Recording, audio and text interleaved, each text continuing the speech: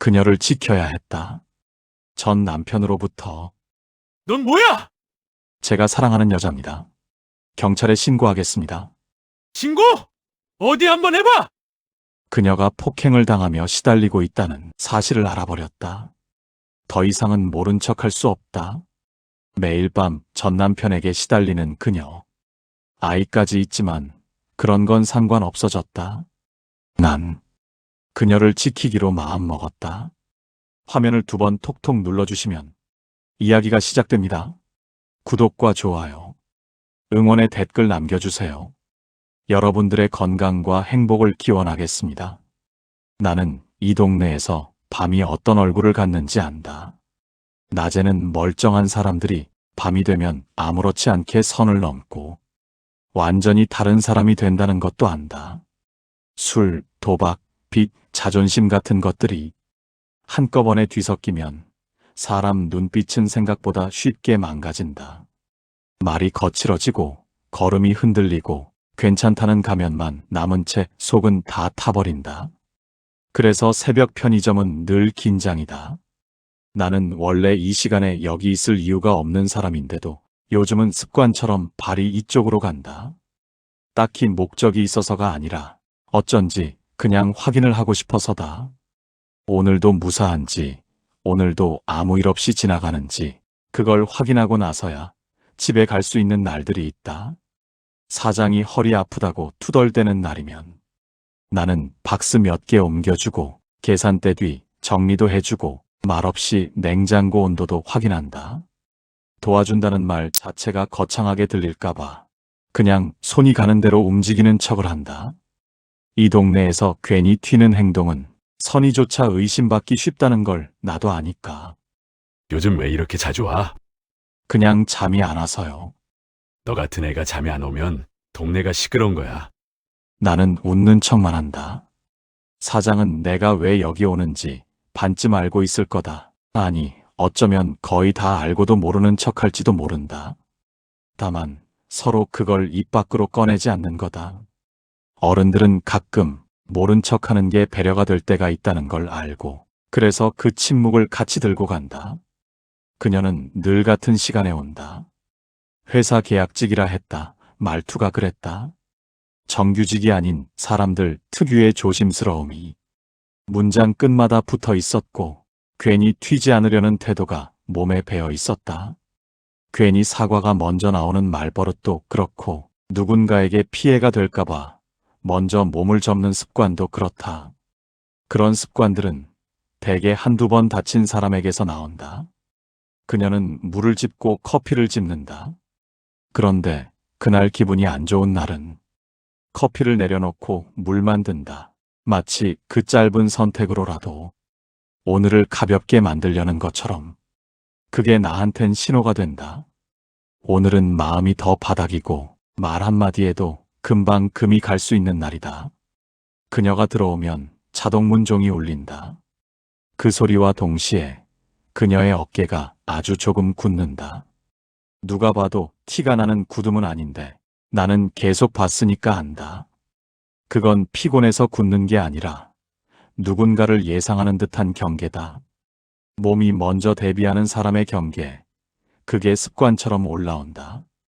그녀는 계산대로 와서 고개를 살짝 숙인다. 안녕하세요. 인사하는데도 눈은 유리문 쪽을 먼저 훑는다. 사람을 보는 게 아니라 출구를 확인하는 눈. 그건 생활이 아니라 생존이 된다. 나는 내가 직원이 아니란 걸 굳이 설명하지 않는다. 그녀가 편한 쪽이 그거라면 그냥 그걸로 둔다. 정체를 설명하는 순간 상대가 갑자기 멀어지는 경우를 나는 너무 많이 봤다.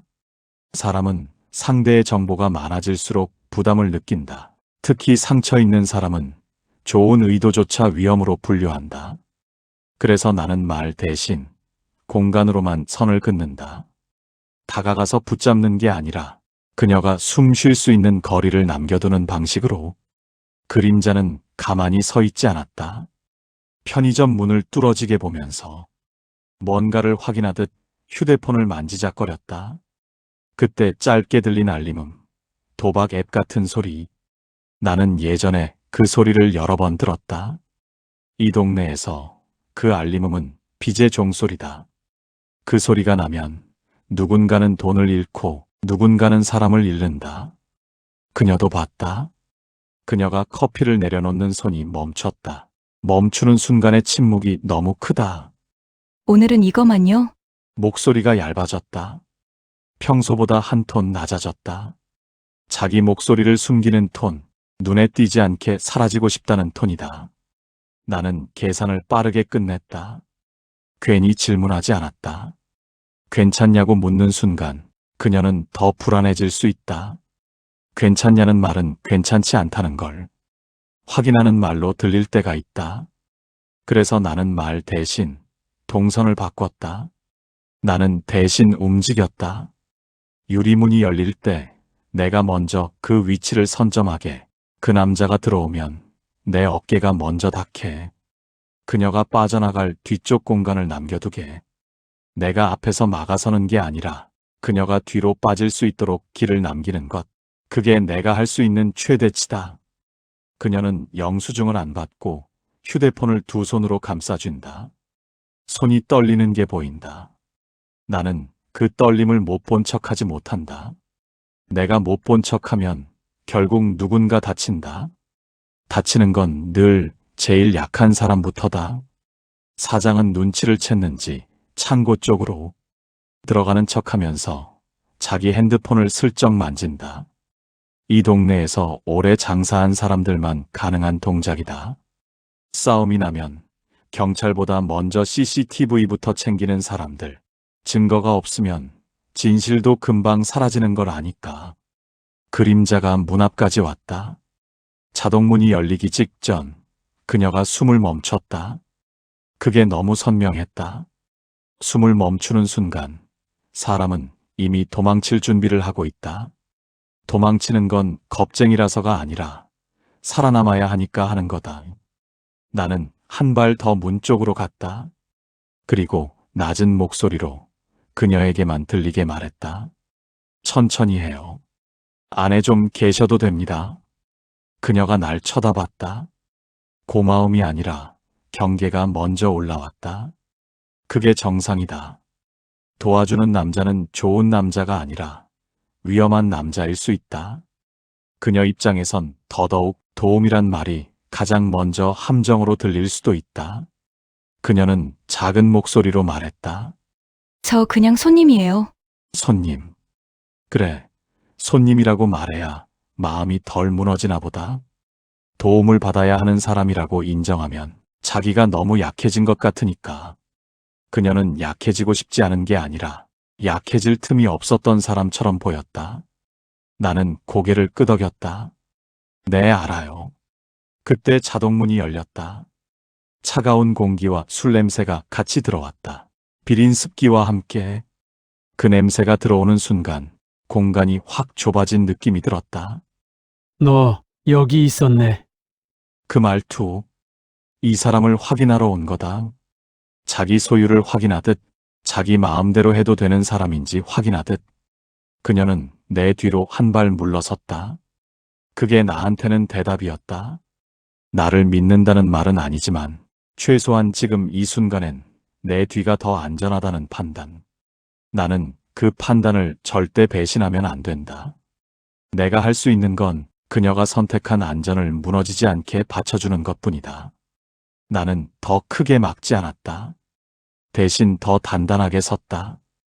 여기서 내가 감정적으로 튀면 상대는 그걸 빌미로 더 미쳐버린다.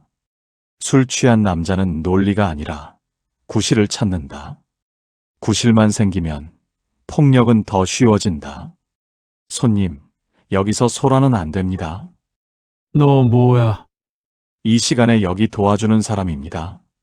그녀가 내 말을 듣고 살짝 놀란 눈을 했다. 도와주는 사람. 직원도 아니고 손님도 아닌 애매한 존재. 그 애매함이 그녀를 더 불안하게 할 수도 있다. 나는 그걸 느꼈다. 하지만 지금은 설명할 타이밍이 아니다. 설명하는 순간 빈틈이 생긴다. 빈틈이 생기면 손목이 잡힌다. 그녀가 다시 잡히면 오늘은 끝이다. 나는 속으로만 말했다. 오늘은 절대 그녀를 다시 그 손에 보내지 않는다. 그 결심 하나로 나는 이 좁은 편의점에서 나름의 전쟁을 시작했다. 소리 없는 전쟁, 말 대신 몸으로 선을 긋는 전쟁, 그리고 무엇보다 그녀가 무너지지 않게 시간을 벌어주는 전쟁. 그녀는 나를 봤다. 정확히 말하면 나를 보지 않았다. 사람은 도망칠 때 시선을 피한다. 시선을 피하는 건 상대가 존재한다는 사실 자체가 너무 무서워서다. 그녀는 말없이 휴대폰을 쥐었다. 그 손에 힘이 들어가는 순간 내가 할 수 있는 선택도 하나로 줄었다. 나도 말없이 문 쪽으로 걸었다. 쓸데없는 영웅 흉내는 싫다. 근데 그 밤은 그냥 지나가면 안 됐다. 내가 아무것도 하지 않으면 결국 그녀가 혼자 맞아야 한다는 뜻이 되니까. 자동문이 열릴 때 차가운 바람이 들어오고 그 인간이 한 발 안으로 들이밀었다. 야, 나와. 여기서 이러지 마. 내가 누군데? 너 내 거잖아. 내 거. 그 말이 참 쉽다. 그 말을 하기까지 그녀가 얼마나 깨졌는지는 아예 계산에 없다. 자기 입에서 나온 단어 하나로 상대의 삶을 통째로 묶어버릴 수 있다고. 믿는 사람의 말투였다. 나는 문과 그 사이에 내 몸을 세웠다. 딱 그 정도만.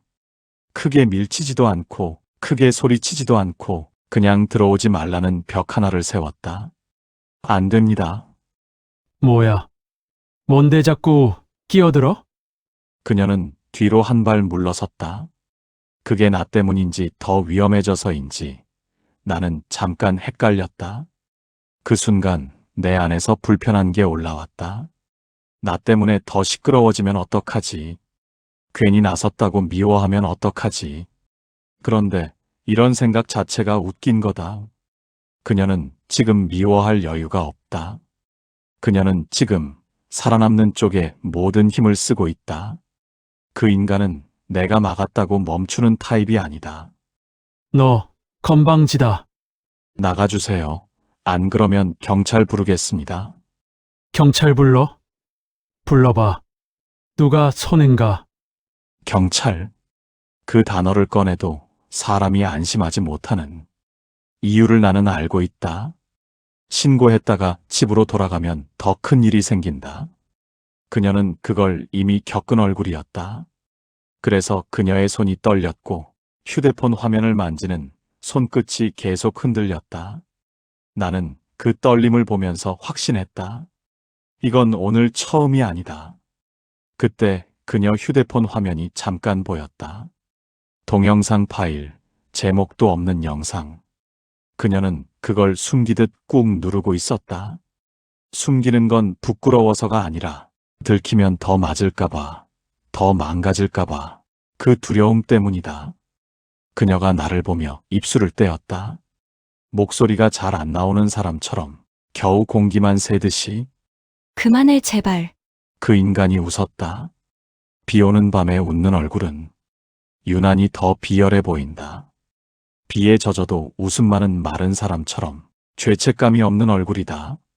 뭘 그만해? 너 회사 다니는 척하면서 꼴값 떨더니 이런 자식 만나고 다닌 거야? 우려했던 상황으로 몰려간다.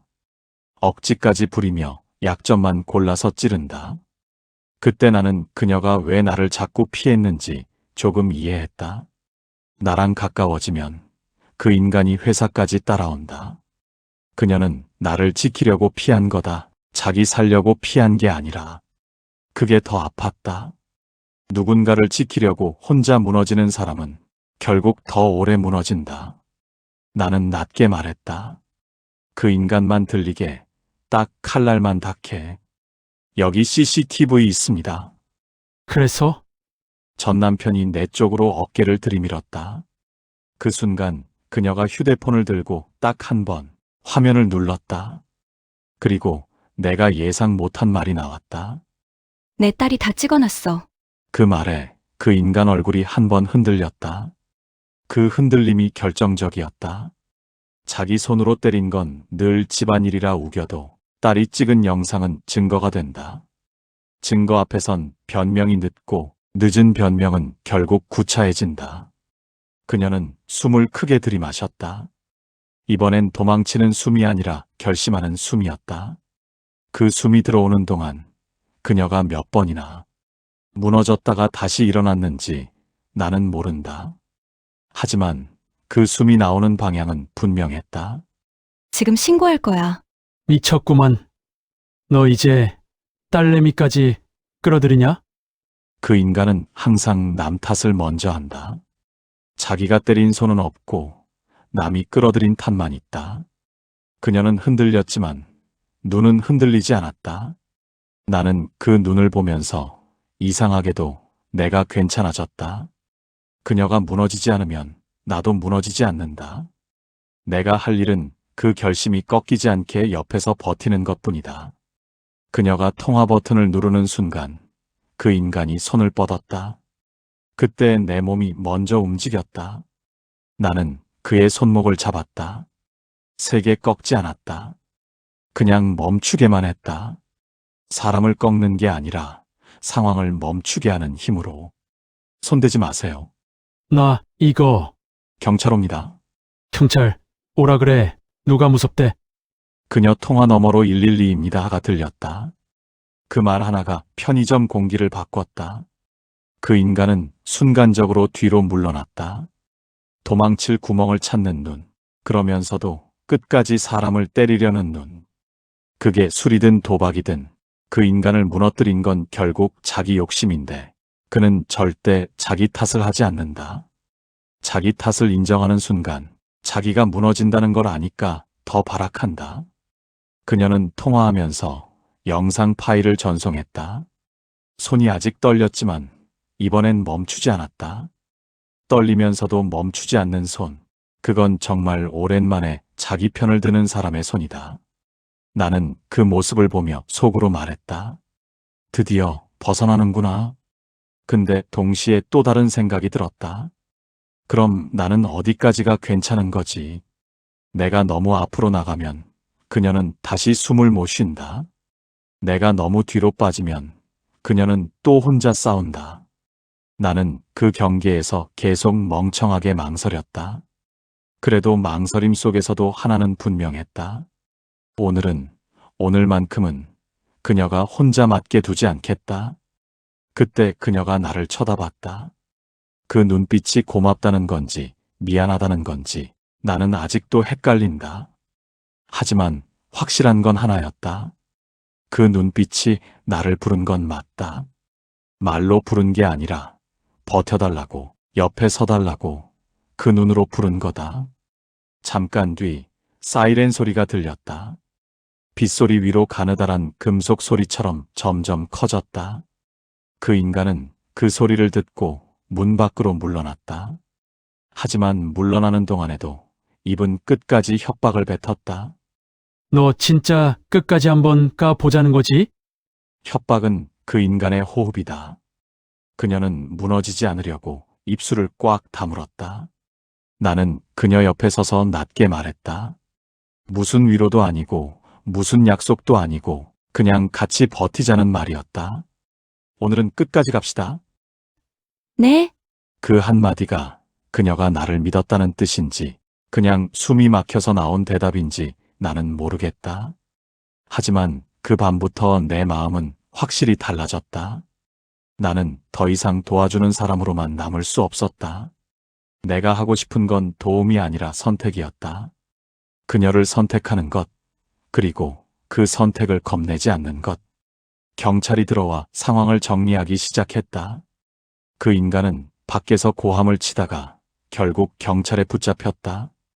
그녀는 내 옆에서 손을 꽉 쥐고 있었다. 이번엔 도망치기 위해서가 아니라 버티기 위해서. 그 손의 방향이 달라졌다는 것만으로도 그 밤은 이전과 달랐다. 그리고 나는 속으로 계속 한 문장을 반복했다. 이 사람, 이제 혼자 안 둔다. 근데 그 말은 아직 입 밖으로 내지 않았다. 그녀가 무서워할까봐가 아니라 내가 그 말을 하면 진짜로 책임져야 하니까. 나는 그 책임을 피하고 싶지 않았다. 다만 그 책임이 내 삶을 완전히 바꾸게 될 걸 알아서 잠깐 숨을 고르는 중이었다. 그래서 그 밤이 지나고도 나는 같은 질문을 계속했다. 내가 어디까지 들어가도 되는가? 그리고 그 답은 아마 다음 밤에 더 잔인하게 나오게 될 거다.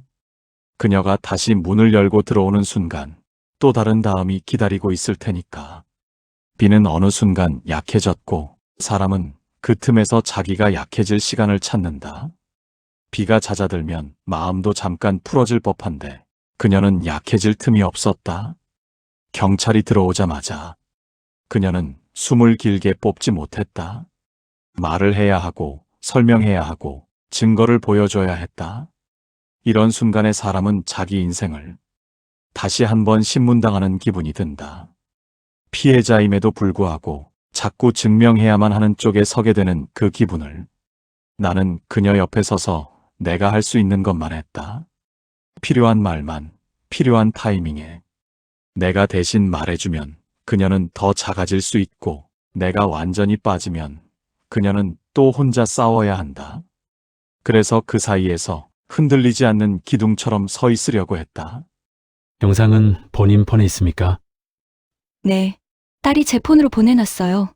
촬영 날짜 확인하고 원본도 확보하겠습니다. 딸. 나는 그 단어가 나올 때마다 가슴이 조금 조여왔다.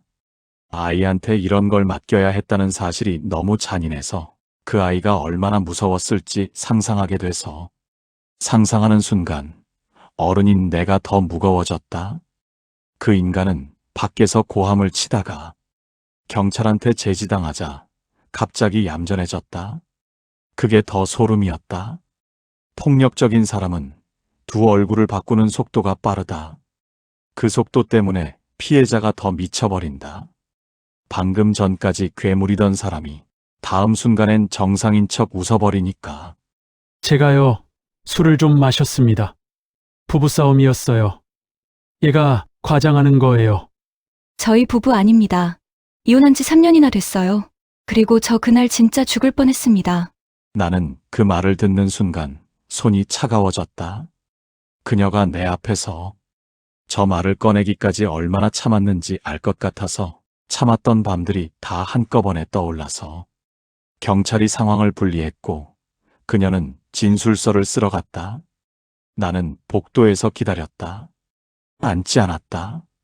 앉으면 나도 무너질 것 같아서 내가 무너지면 그녀는 더 불안해질 것 같아서 그 불안을 더하고 싶지 않았다. 그녀가 문을 열고 나왔을 때 눈이 빨갰다. 울었냐고 묻지 않았다. 그 질문이 그녀를 더 작게 만들 것 같아서 대신 나는 길게 말하지 않고 짧게만 붙잡았다.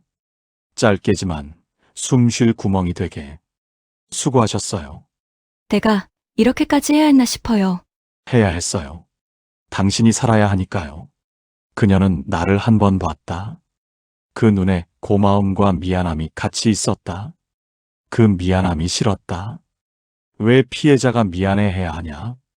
그녀가 미안해하는 순간 가해자는 또 한 번 이긴다. 그녀는 휴대폰을 확인했다.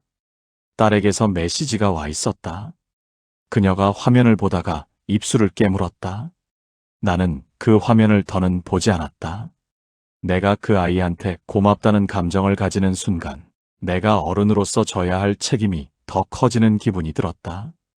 그 책임이 싫지 않았다. 무서웠을 뿐이다. 무서워도 피하고 싶지는 않았다. 잠깐 뒤 그 인간이 조사실에서 나왔다. 손목에 수갑이 채워졌다가 잠시 풀린 상태였다. 그는 나를 보자마자 입꼬리를 올렸다. 너 계속 붙어 있네. 너 같은 애들이 제일 역겨워. 남의 가정 망치고 의인인 척 하는 거. 나는 그 말을 듣고 한 번 숨을 뱉었다. 가정. 그 단어를 자기 입으로 꺼낼 자격이 그 인간한테는 없었다. 그녀가 옆에서 작게 떨었다. 나는 그 떨림을 놓치지 않았다. 그녀가 겁을 먹는 대상은 그 인간 자체가 아니라 그 인간이 가져올 다음이었다.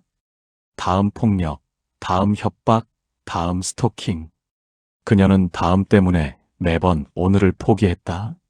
나는 그 다음을 여기서 끊어야 했다. 지금 끊지 않으면 또 내일로 넘어간다. 나는 전 남편을 똑바로 봤다. 목소리를 낮췄다. 하지만 단어는 직접적으로 골랐다. 애매하게 말하면 그 인간은 더 쉽게 비웃고 더 쉽게 파고든다. 당신이 뭘 착각하는지 모르겠는데요. 당신 가정 망치러 온 사람 아닙니다. 그럼 뭐야? 너 뭐 하는 놈인데 계속 남의 여자한테 껄떡대는 거야? 그녀가 내 팔을 잡았다. 말리지 말라는 뜻인지 제발 그만하라는 뜻인지 그 손이 흔들렸다. 그녀는 내가 정면으로 부딪히는 걸 원하지 않는 사람이다. 나는 그걸 안다. 그래서 더 조심해야 했다. 하지만 그 인간한테는 조심이 통하지 않는다. 조심은 약점으로 보이고 약점은 공격 포인트가 된다. 나는 한 걸음 앞으로 섰다. 그녀가 뒤로 넘어가지 않도록 내 몸을 벽처럼 세웠다. 그리고 그 말을 했다. 나도 내가 그 말을 하게 될 줄은 몰랐다. 하지만 그 순간엔 다른 말이 더 위험했다. 제가 사랑하는 여자입니다. 그녀의 숨이 멈추는 걸 느꼈고 눈이 커지는 게 보였다. 그건 설렘이 아니었다. 놀람, 그리고 두려움. 이 말이 나를 더 위험하게 만들까봐. 그녀는 그렇게 생각했을 거다. 그녀가 나를 보는 방식은 늘 생존 쪽으로 기울어 있다. 그게 내가 그녀를 더 좋아하게 만든 이유이기도 하다. 예쁘게 살지 않아서 살아남으려고 버텨서, 그리고 그 버팀 속에서도 사람을 미워하지 않으려고 애써서. 전 남편은 그 말을 듣자 잠깐 말을 잃었다가 곧바로 비웃었다. 사랑, 지랄하네. 야, 사랑이 밥 먹여줘? 너 돈 있냐? 돈. 항상 그쪽이다. 술과 도박으로 망해놓고도 돈 얘기를 제일 먼저 한다. 그는 사람을 돈으로 묶는다. 그게 안 되면 폭력으로 묶는다. 그녀는 그 구조에 너무 오래 갇혀 있었다. 나는 그 인간에게 더 길게 말하지 않았다. 길게 말하면 싸움이 커지고 싸움이 커지면 그녀가 더 흔들릴 수 있다. 대신 경찰을 봤다. 현실적인 줄 하나를 붙잡는 게 지금은 더 중요했다. 접근 금지 꼭 진행해 주세요. 피해자 의사 확인하고 절차 안내하겠습니다. 그 인간은 경찰 앞에서는 크게 못했다. 대신 마지막으로 그녀 쪽을 노려봤다. 그 눈빛이 말보다 더 더럽게 남는다. 진짜 끝까지 해보려는 거네? 네, 그렇게 할게요. 그녀 목소리가 예전보다 단단했다. 그 단단함이 나를 살렸다. 그녀가 단단해지면 나도 흔들리지 않을 수 있다. 그 후 경찰서 밖으로 나왔을 때 새벽 공기가 확 들어왔다. 그녀는 한동안 말이 없었다. 나는 그녀를 집까지 데려다 주려고 했다. 그런데 그녀가 갑자기 멈춰서더니 나를 봤다. 이렇게 멈추는 사람은 속에 말이 꽉 차 있을 때 멈춘다. 왜 그렇게 말했어요? 사랑 그런 말, 나 그 말 때문에 더 겁났어요. 미안합니다. 근데 필요했어요. 뭐가요? 당신이 더는 혼자라고 느끼지 않게 하는 거. 그리고 그 인간이 착각 못하게 하는 거. 나 누군가랑 엮이면 회사까지 따라올까봐 무서워요. 당신한테까지 피해갈까봐. 그 말이 내 가슴을 정확히 때렸다. 그녀는 자기 때문에 누군가 다칠까봐 사랑도 포기하는 사람이다. 나는 그걸 끝내 바꾸고 싶었다. 누군가를 포기하는 방식으로만 살아남지 않게 다른 길도 있다는 걸 보여주고 싶었다. 제가 감당할 수 있어요. 그런 말 쉽게 하지 마요. 사람들 다 그렇게 말해요. 그러다가 다 사라지죠. 사라진다. 그 단어가 그녀 인생의 결론 같았다. 나는 그 단어를 부정하려고 하지 않았다. 그녀가 겪어온 걸 내가 지워줄 수는 없으니까. 대신 증거 하나를 줬다. 말 말고 현실. 그녀가 믿을 수 있는 건 결국 확인 가능한 것이라는 걸 알았으니까. 나는 그녀를 편의점 건물 쪽으로 안내했다. 새벽이라 셔터가 내려간 가게들이 많았고 관리실 불만 희미하게 켜져 있었다. 여긴 왜? 잠깐만요. 나는 로비 우편함 앞에 섰다. 명판들이 줄지어 있었다. 그리고 내 출입카드를 꺼냈다. 카드, 열쇠, 그리고 관리실에서 인사하는 경비 아저씨. 아, 사장님. 이 시간에 어쩐 일이세요? 그녀 눈이 그제야 크게 흔들렸다. 사장님. 그 단어가 그녀 머릿속에서 어딘가를 찌른 표정이었다. 그녀는 사장님이라는 단어에 안 좋은 기억이 많을지도 모른다. 권력, 돈, 갑질, 그리고 선을 넘는 허락 같은 것들. 그래서 더 조심해야 했다. 당신, 뭐예요? 여기가, 그러니까, 제 건물입니다. 나는 일부러 길게 꾸미지 않았다. 변명도 하지 않았다. 그녀가 오해할 게 뻔했다. 그래서 나를 지켜준 거야. 그래서 나한테 잘해준 거야. 결국 돈 있는 사람이구나. 그녀는 그런 생각을 할 사람이다. 상처가 많아서 좋은 일도 조건을 먼저 의심하게 되니까. 그래서 내가 먼저 끊었다. 그녀가 오해로 나를 멀리하기 전에 내가 먼저 이유를 말해두고 싶었다. 그녀는 한참을 말이 없었다. 나는 그 침묵을 견뎠다. 이런 순간에 남자는 멋있는 말 더 하고 싶어 한다. 근데 멋있는 말은 그녀한테 독이다. 그녀는 멋있는 말에 속아서 한 번 인생이 무너졌다. 그래서 나는 딱 한 문장만 던졌다. 많이 말할수록 그녀의 의심이 커질 수 있으니까. 당신이 원하면 접근 금지부터 법적인 것까지 끝까지 같이 갑니다. 왜 이렇게 저한테 잘해주세요? 좋아요, 당신이. 말했잖아요. 제가 사랑하는 여자라고. 그녀가 나를 바라봤다. 이번엔 겁만 있는 눈이 아니었다. 겁과 살짝의 흔들림. 그 흔들림이 설렘인지 기대인지 나는 단정하지 않았다.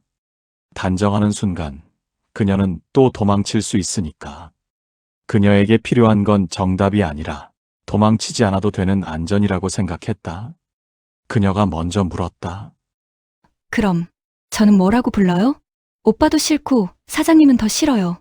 그 말에 나는 처음으로 웃음이 나왔다. 큰 웃음이 아니라 숨이 풀리는 웃음. 그녀가 부르는 방식을 고민한다는 건 결국 관계를 완전히 끊지는 않겠다는 뜻처럼 들렸다. 그게 나한텐 큰 변화였다. 그리고 나는 속으로 정했다. 정체를 숨기는 건 오늘로 끝. 도와주는 척하는 것도 오늘로 끝. 이 사람 앞에서만큼은 나답게 드러내고 살 거다. 새벽이 끝나갈 무렵 그녀가 말했다. 내일 또 물이랑 커피 사러 갈게요. 거기 있을 거죠? 네, 그럼요. 그녀가 이렇게 환하게 웃는 모습을 처음 보았다. 긴 영상 함께 해주셔서 감사합니다. 구독과 좋아요, 응원의 댓글 부탁드립니다.